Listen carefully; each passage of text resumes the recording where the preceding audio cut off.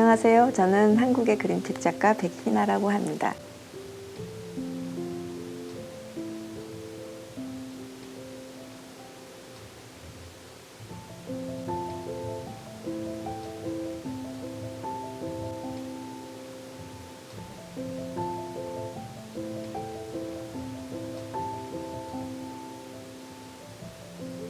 어, 1971년 12월 1일생이고요.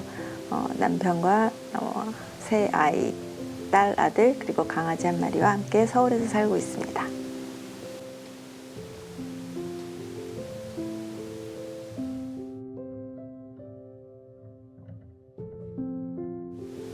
예나 지금이나 저는 그렇게 막 사교적인 사람은 아니고 정상적인 사람은 아니라고 생각을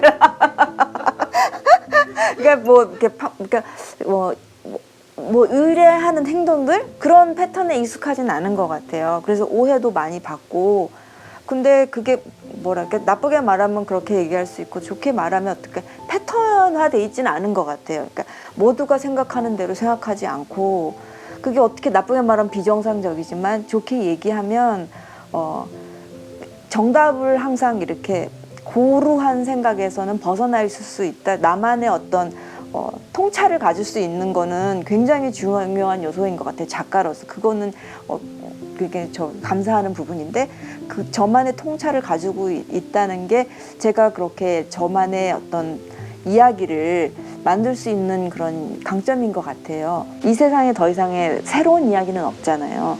그런데 뻔한 이야기지만 그게 새로운 이야기가 될 수 있는 거는 작가만의 통찰이 있기 때문인 것 같아요.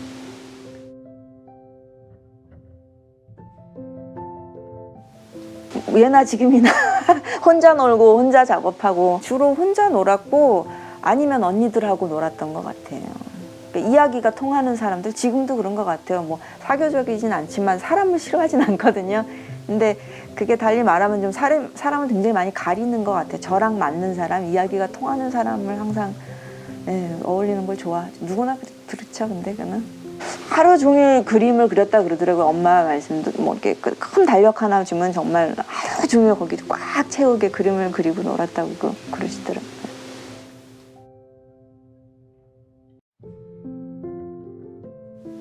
저는 엄마, 아빠, 그리고 언니 2명이 있었어요.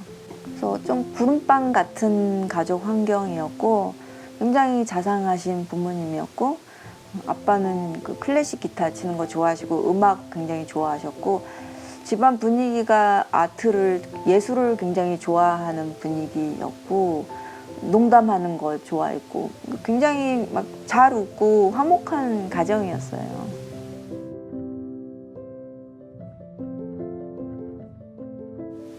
삶을 좀 더 달콤하게 바라보기 위해서 이야기가 필요한 것 같습니다.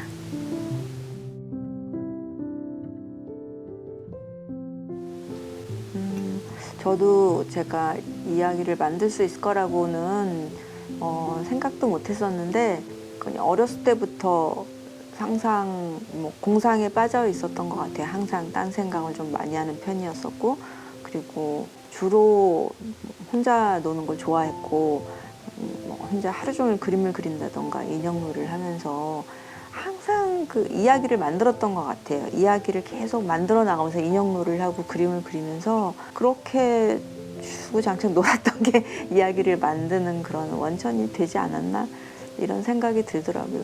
지금도 이야기를 만드는 게 가장 작업 과정에서는 제일 어려운 과정이긴 한데, 그래도 가장 중요한 부분이고 가장 어려운 부분인 것 같아요.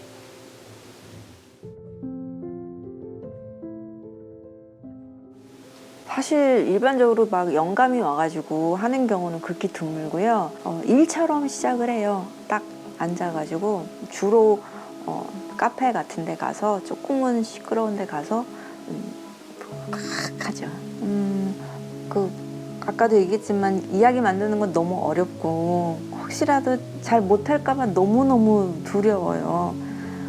그래서 마음은 항상 어린아이가 이제 놀이를 하듯이 즐거운 마음으로 아무 생각 없이 하려고 노력은 하지만 굉장히 두렵기 때문에 무조건 시작해요. 일이라는 마음으로, 일이니까 한다라는 마음으로 무조건 안 돼서 그냥 하긴 하는데, 그렇게 시작은 하지만 어떤 생각이 드냐면 어렸을 때 제가 재밌게 읽었던 그림책들 그거를 회상을 하면서 내가 어릴 때 읽었던 이야기들 그거를 지금 아이들이 내가 만드는 이야기를 읽었을 때 어떻게 느낄까. 그게 시대적인 차이도 있을 거고 내가 재밌다고 생각하는 거랑 지금 아이들이 재밌다고 생각하는 거에 차이가 있을 텐데 그것들이 만나는 지점을 찾기 위해서 노력을 하고요. 그리고 어렸을 때 제가 굉장히 재밌게 가지고 놀았던 그런 인형놀이 그리고 지금 제가 인형을 만들고 세트를 만들고 사진을 찍고 어떻게 보면 그 인형 어렸을 때 놀았던 그 인형놀이의 연장이란 말이에요. 그 어렸을 때 놀았던 그 놀이와 지금 하고 있는 작업에 어떤 또 접점을 찾는 거예요. 제가 즐겁게 작업을 하는 그 감정이 고스란히 읽는 독자들한테 감정이 전달이 된다고 믿기 때문에 그런 놀이와 즐거움과 작업, 즐거움과 그 고난의 창작의 과정 그런 대비의 어떤 접점을 계속 찾아 나가는 게 어떤 제 작업 과정의 연장인 것 같아요.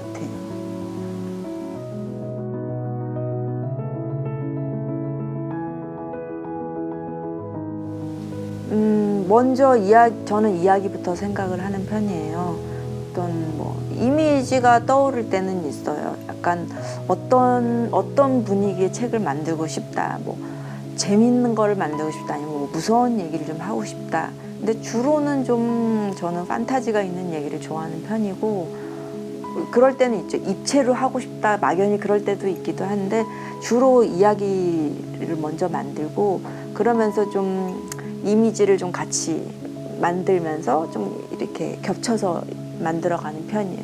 그래서 더미북이라고 해서 이렇게 가제본의 책을 만들고 그 다음에 더미북이 만들어지면은 그 다음에 제작이 들어가고요.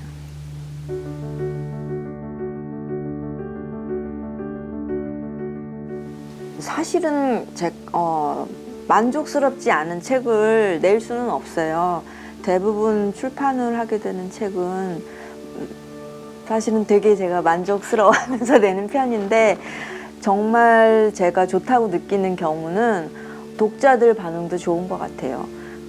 정말 좋다고 느끼는 경우는 사실은 정말 저도 좋다고 느끼거든요. 어쩔 때는 이제 더미북을 만들면서도 너무 감동해서 막 여러 번 운 적도 있고 이 책은 나오면 막 이 세상이 막 뒤집어질 것 같이 너무 좋게 느껴질 때도 있는데 그럴 때는 정말 독자들 반응도 좋더라고요.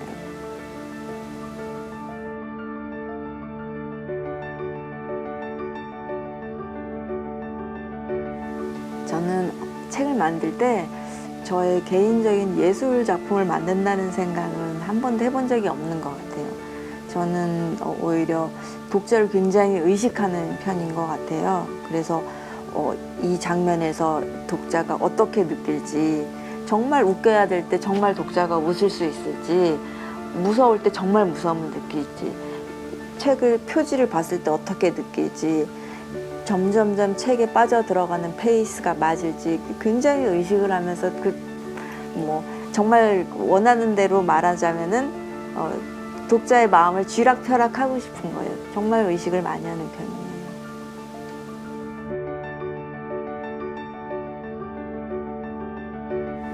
제가 생각하는 그 그림책 작가가 범하기 쉬운 오류가 자기의 어린 시절을 기준으로 삼는 거. 그래서 지금 아이들은 사실은 그게 정말 옛날 옛적 얘기인데 그걸 자꾸 기준으로 배경으로 만드는 오류를 범하지 않으려고 노력을 해요. 그래서 지금 현실의 배경을 좀 담으려고 지금 서울의 배경, 지금 시대적 배경을 좀 담으려고 노력을 하는 편이죠. 그렇죠. 제가 어렸을 때 봤던 그림책 배경은 초가집 배경이 많았고 그게 전 되게 싫었어요. 저한테는 익숙하지 않은데 맨 초가집이 나오니까. 근데 그게 작가들이 어렸을 때 자기가 봤던 풍경이었던 거예요. 자기 어린 시절을 회상하면서 만든 그림이었던 거니까 저는 그렇게 되지 않으려고 노력을 하는 것 같아요. 내가 어렸을 때 봤던 이미지를 지금 아이들한테 강요하지 않으려고 노력하는 것 같아요. 그러다 보니까 지금의 서울의 배경을 담아내려고 노력하는 것 같아요. 지금 아이들의 배경을 그림책에 담아주려고. 그리고 사진으로 찍다 보니까 굉장히 현실적인 그런 이미지보다는 그림 같은 사진을 만들고 싶었던 것 같아요, 배경을.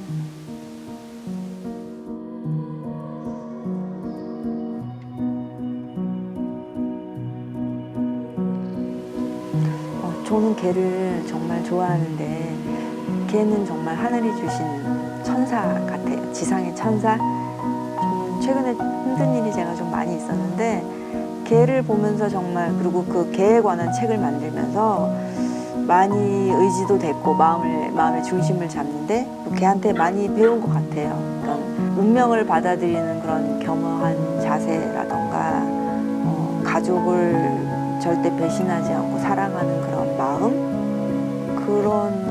그런 점에서 많이 배우고 의지가 됐던 것 같아요.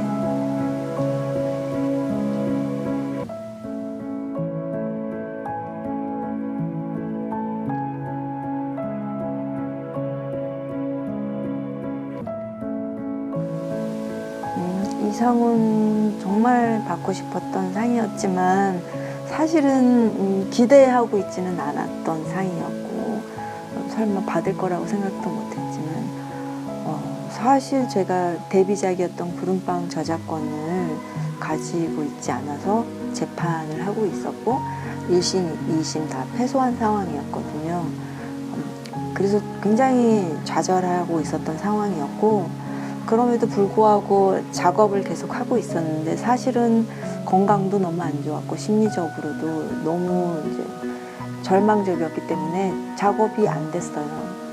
써보는 스토리마다 너무 어두워서 이제 이거는 안 되겠다 해서 솔직히 저는 이제 두 번 다시 작업을 못 할 수도 있겠다라고 생각을 하고 있었는데 그때 이 수상 소식을 듣게 된 거예요.